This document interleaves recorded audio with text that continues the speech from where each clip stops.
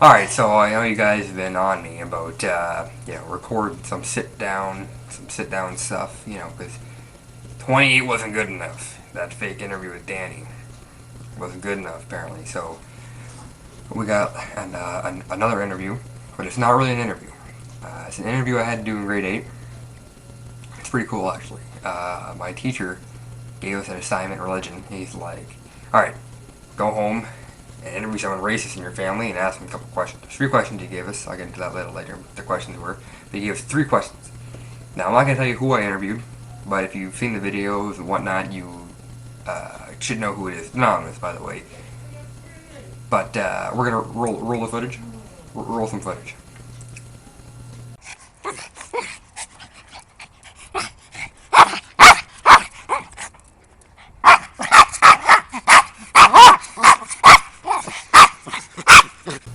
Not that footage! Piss me off! Well, I hired 3 Mexicans to do some editing. 2 Mexicans to do some editing. It's not working out that well. They're not rolling the footage I want them to roll. So, just roll the footage. Just roll the footage. Here's the footage.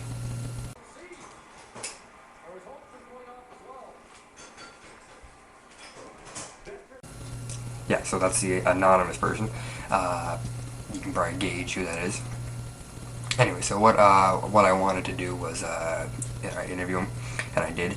3 questions were, and I'm also going to read you the answers. I don't have him; he would not agree to do it, but I do have the original answers from grade 8. I swear, not to God, I swear on science that this is real.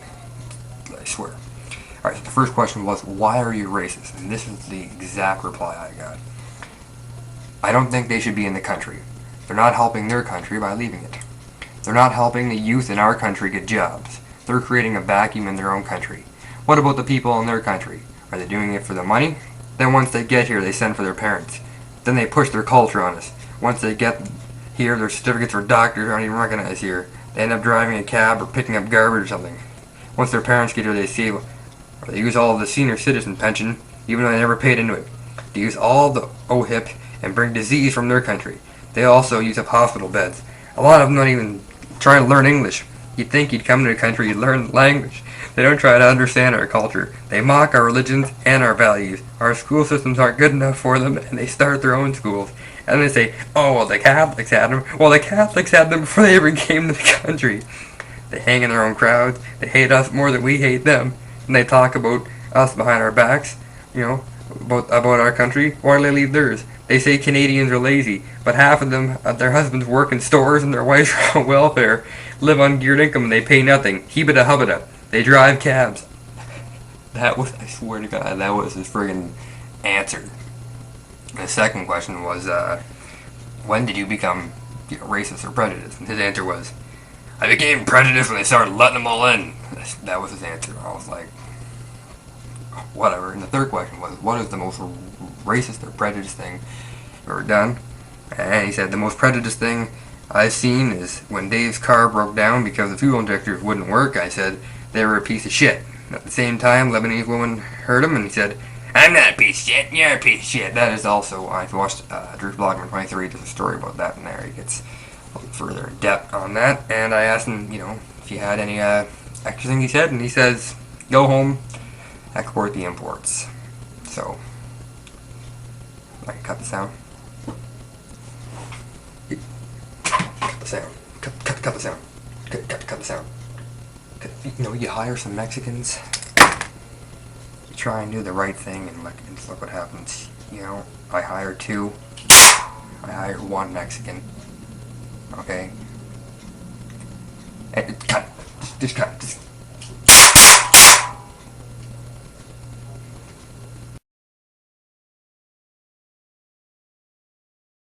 You do not have my permission. You do not have my permission. That's what she said. I'm kidding. To me or you? To you. So Danny's being a fag and doing his work in science class. Look, he's literally the only person doing his work. The rest of the class pan out. What was that? What? Huh? Go on. 7 soldiers, several Small. solid with Sticky. salty. Substance. Go on. I'm Ben Reddit. Danny, why do you have my keys? I do not have your keys. Is that a joke? You jammed these into my pocket. You tried to jam it right in there. Well, like the keys or? Oh yeah. Yeah, the keys. You just kind of put there. Yeah. Is that a joke? Was it like who jammed it in there? Like the keys?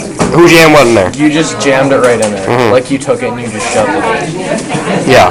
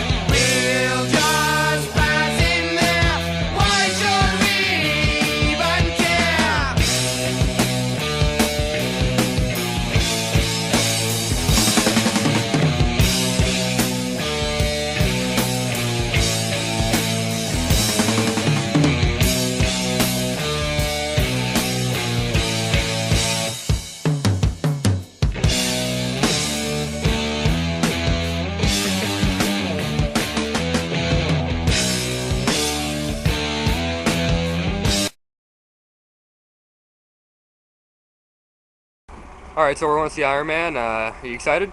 Somewhat. And what are you looking forward to? Tony Stark drunk. Why is that? Because Tony Stark's a drunk.